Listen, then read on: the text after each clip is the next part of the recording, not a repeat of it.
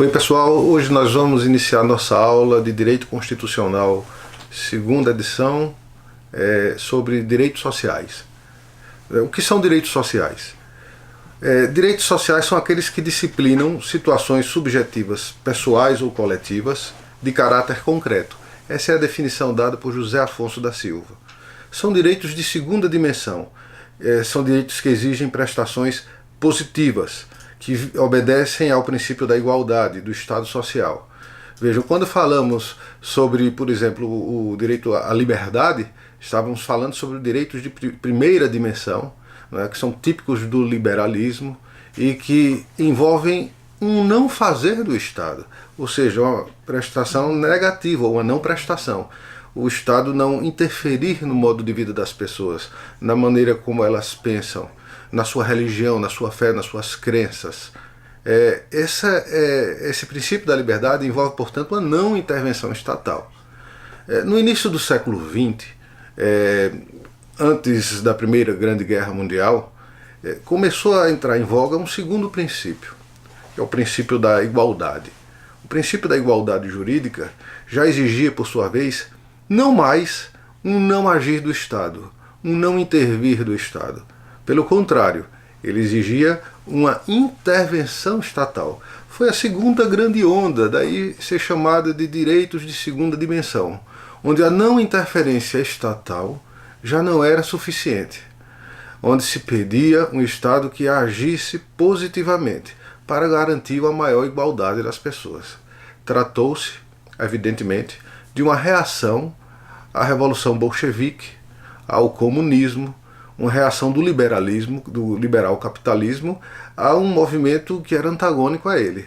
Então, esse movimento, o comunismo, ele passou a gerar uma preocupação no seio do liberalismo, no sentido de prover maiores garantias aos cidadãos, aos trabalhadores.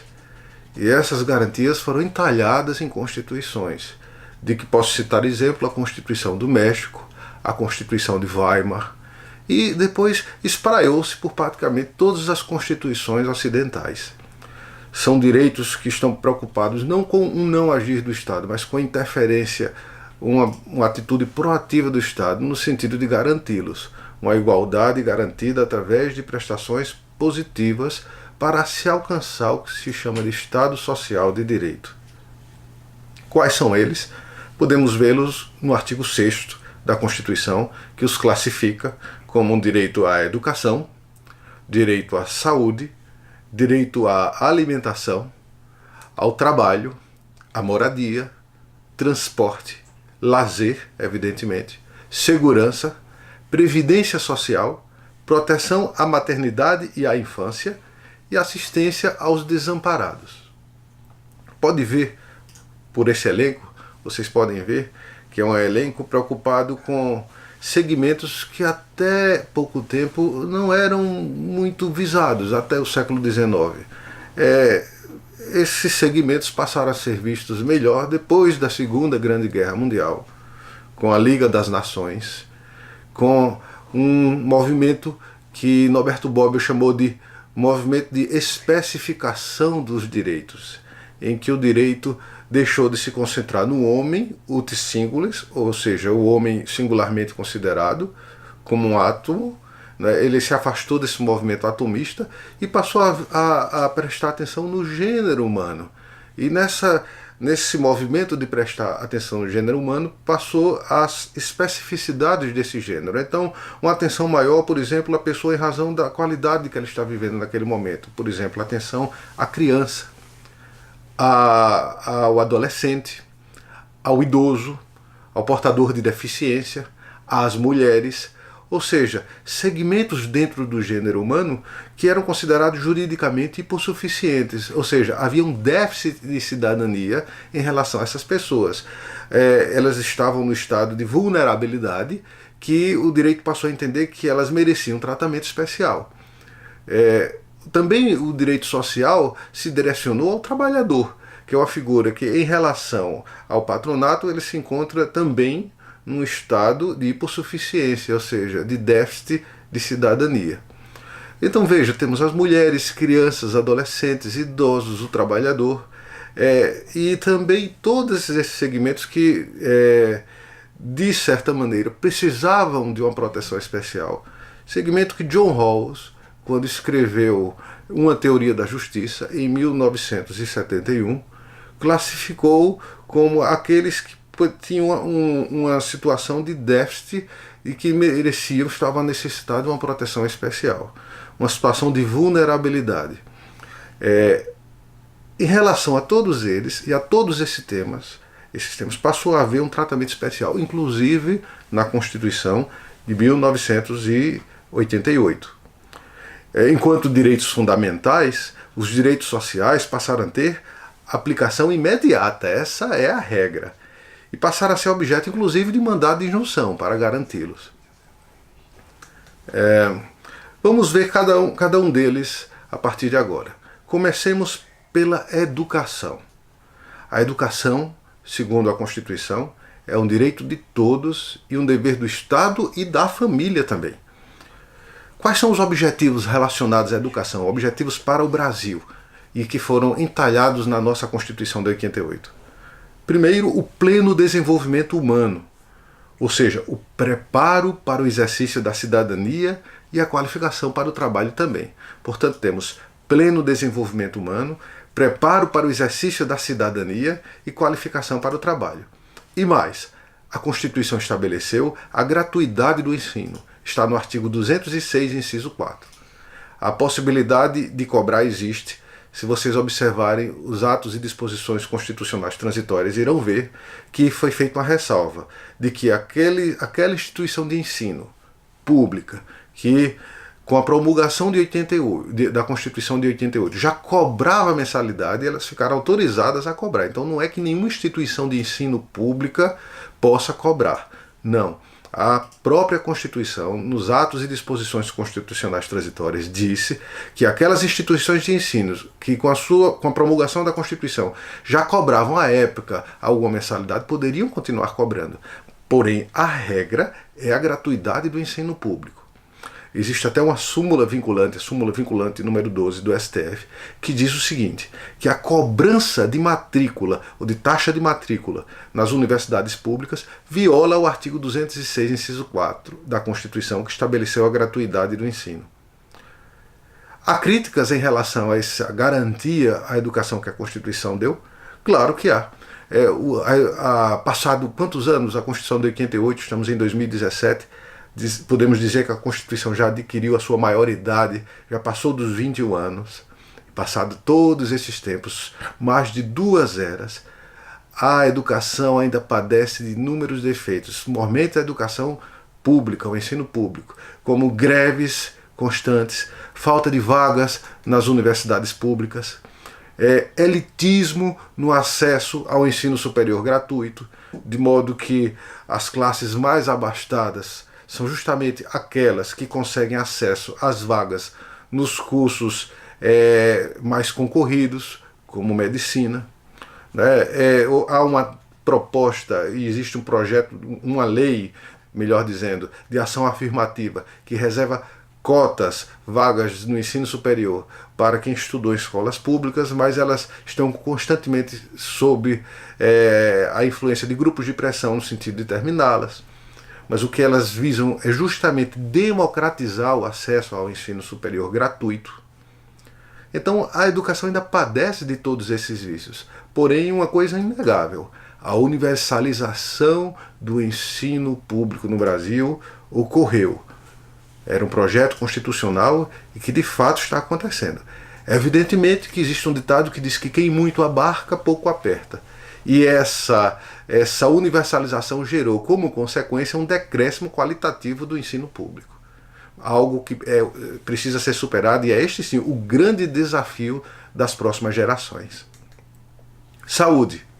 Saúde também é colocada na Constituição como um direito de todos e um dever do Estado.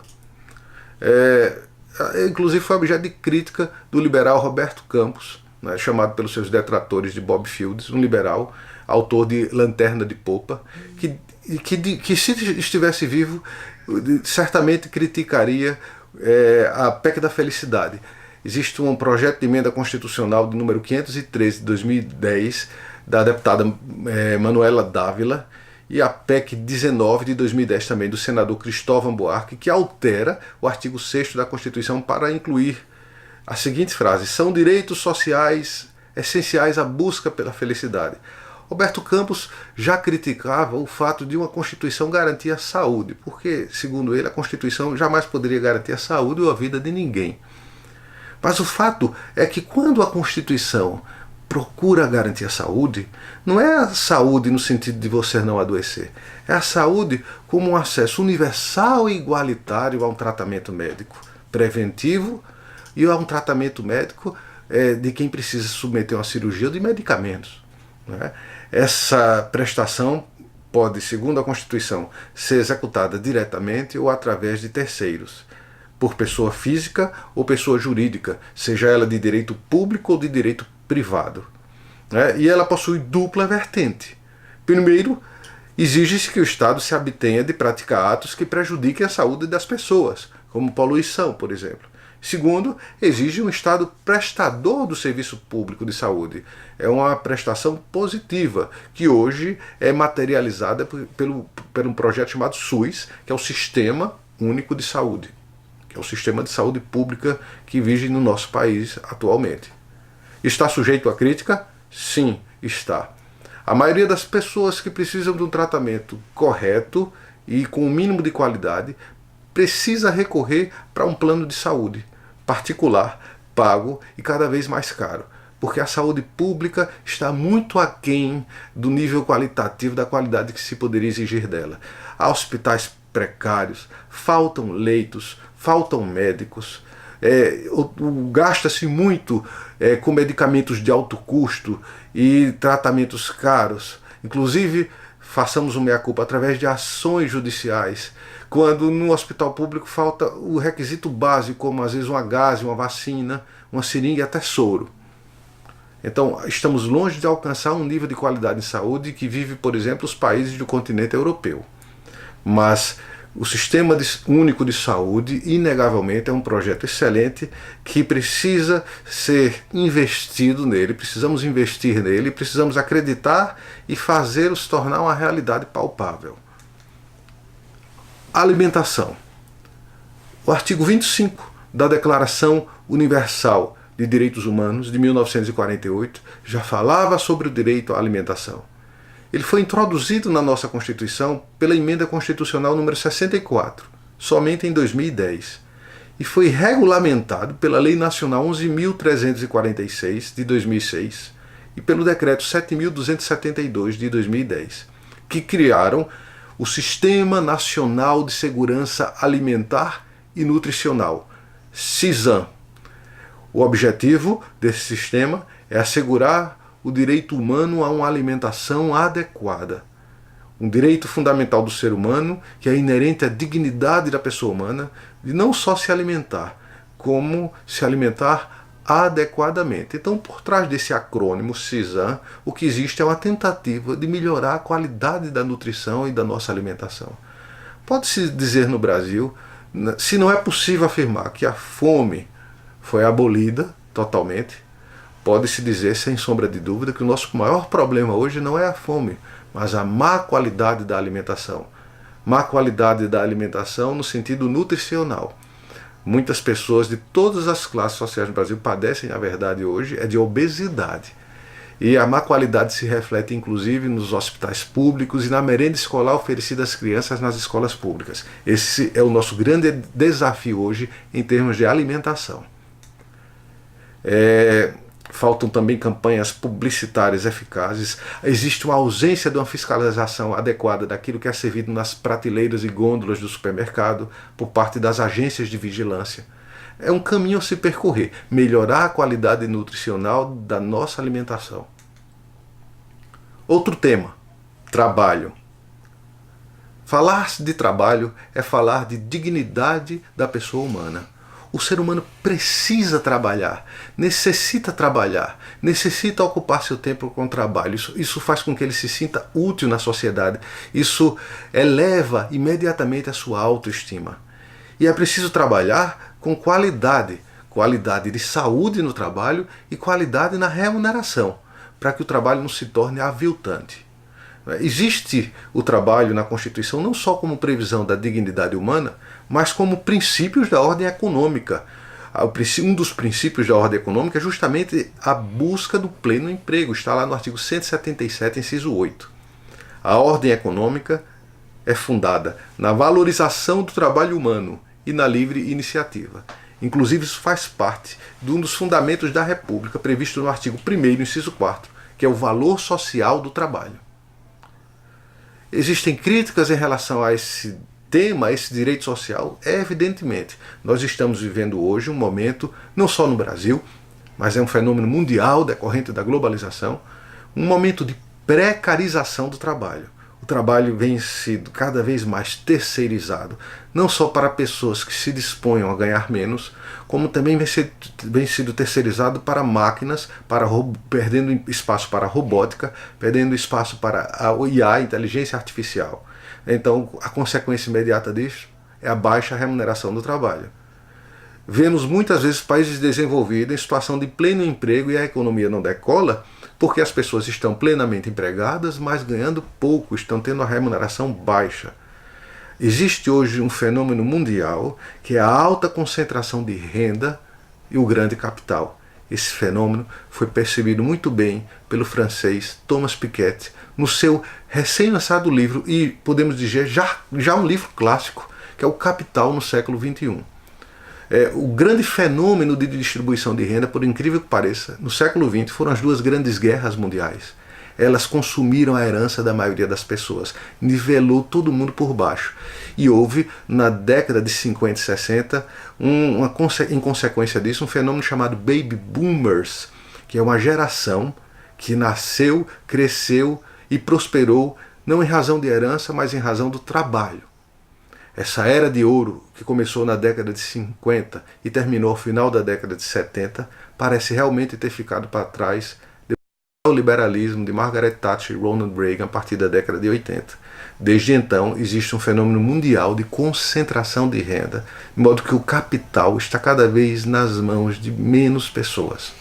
Esse é o nosso grande desafio em termos de trabalho, do direito social ao trabalho, revalorizar o trabalho, garantir o pleno emprego com remuneração adequada e, melhor, distribuir renda, evitando a concentração de capital de forma tão desumana. Direito à moradia. O direito à moradia foi inserido na Constituição pela Emenda Constitucional número 26 de 2000. Todos os entes da Federação possuem competência para promover programas de construção de moradias e melhoria das condições habitacionais e de saneamento básico. Isso está no artigo 23, inciso 9 da Constituição. Faz parte do princípio da dignidade humana. É o direito à intimidade, o direito à privacidade. A casa, a nossa casa, é o nosso asilo inviolável. Está lá no artigo 5º, inciso 11 da Constituição. Todos têm direito a um lar. Como dizia Antero de Figueiredo, no nosso lar até a chama, até a cinza fria aquece. A Lei 8.009 de 1990 trata inclusive da impenhorabilidade dos bens de família. Os bens de família, o seu bem de família, o seu lar não pode ser penhorado por dívidas, exceto, evidentemente, se for dívida de IPTU, que é o Imposto Predial e Territorial Urbano, ou dívida de ITR, que é o Imposto Territorial Rural, relacionada ao próprio imóvel. E também no caso do fiador em contrato de aluguel.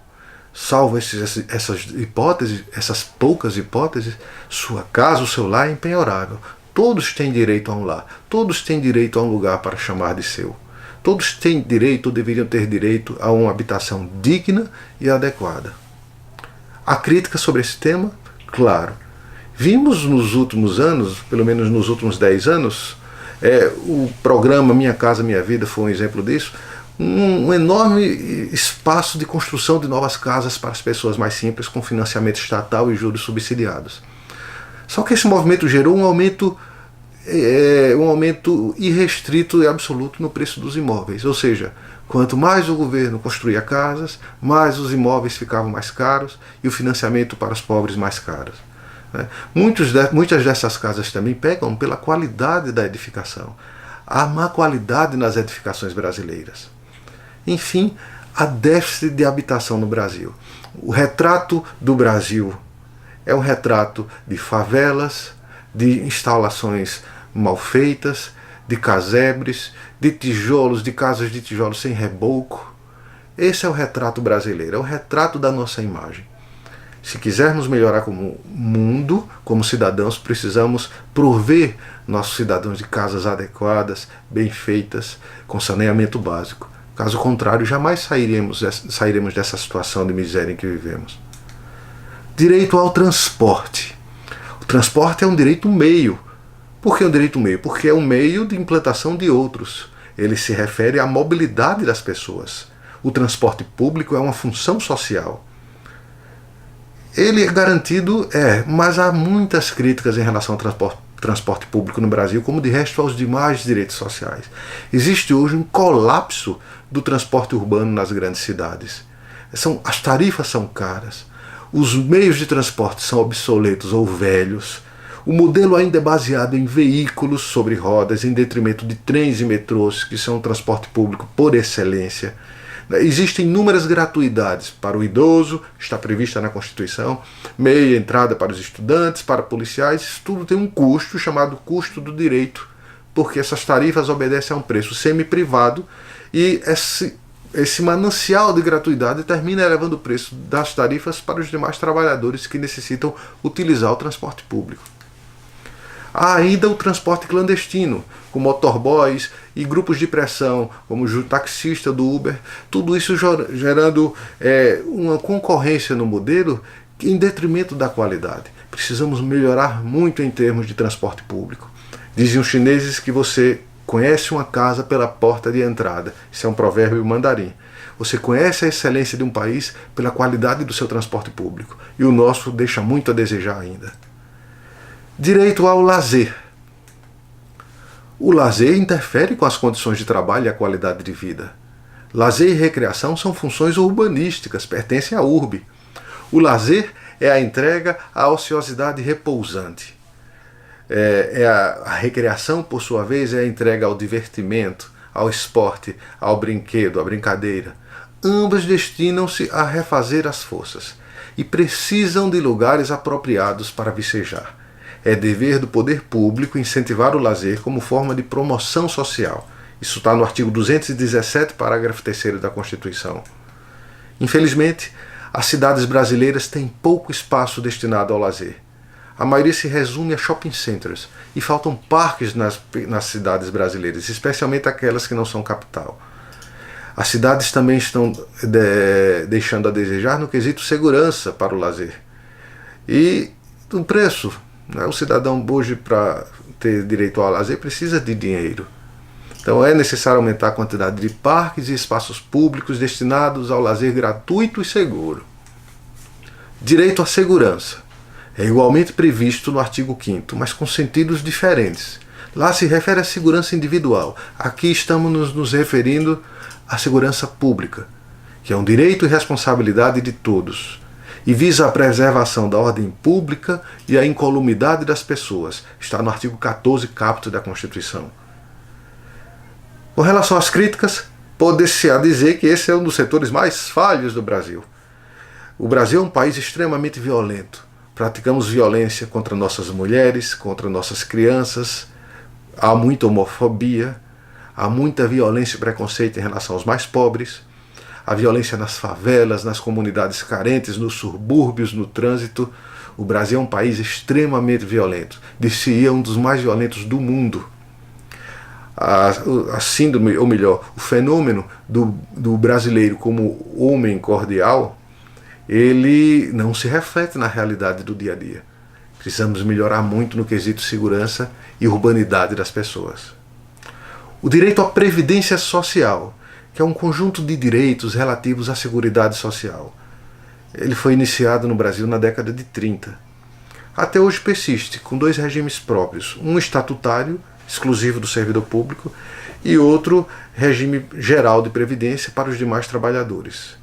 Com o avanço na expectativa de vida e o decréscimo da natalidade, esse modelo hoje se encontra em estado pré-falimentar. Precisamos migrar de um modelo para outro, para um modelo contributivo, e mais igualitário. Proteção à maternidade e à infância está na Declaração de Direitos Universal dos Direitos Humanos. A proteção à maternidade é um direito previdenciário, previsto no artigo 201, inciso 2 da Constituição, e também um direito assistencial, previsto no artigo 203, inciso 1. A licença gestante, de no mínimo 120 dias, foi conferida pela Constituição, que também concedeu a licença paternidade a ser estabelecida por lei, mas fixada inicialmente em 5 dias.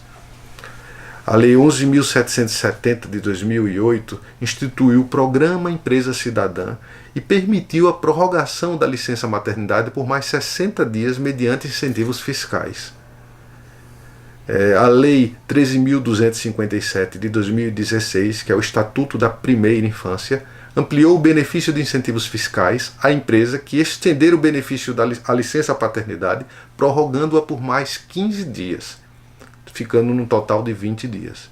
A Lei 12.010 de 2009, que é a Lei Nacional de Adoção, estendeu o direito e os prazos aos pais adotantes, independentemente da idade da criança adotada, revogando assim o artigo 392, a linha 392A da CLT. A proteção à infância tem natureza assistencial. A proteção à criança, ao adolescente e ao jovem também. A Lei 12.852 de 2013 instituiu o Estatuto da Juventude e concedeu-se também direito à creche às crianças de até 5 anos. Há críticas em relação a isso? Evidentemente. FEBEM, os internatos infantis públicos são péssimos. Há uma pressão da sociedade por diminuição da maioridade penal, como se isso fosse resolver todos os nossos problemas. Falta segurança nas escolas públicas. Não existem creches suficientes para as mães deixarem seus filhos para poder trabalhar fora de casa. Há muita violência infantil, violência doméstica, com pais alcoólatras e viciados, e falta a presença do Estado nessas áreas. É preciso melhorar muito, é preciso tirar as crianças desamparadas das ruas, onde ficam cheirando crack, cheirando cola, fumando crack, usando droga. É preciso, enfim, melhorar muito em todos os direitos sociais. Mas o caminho foi dado em 1988 com a nossa Constituição. E podemos dizer que avançamos bastante desde lá, embora o caminho seja longo e ainda nos falte muito. Vejo vocês na próxima aula. Obrigado.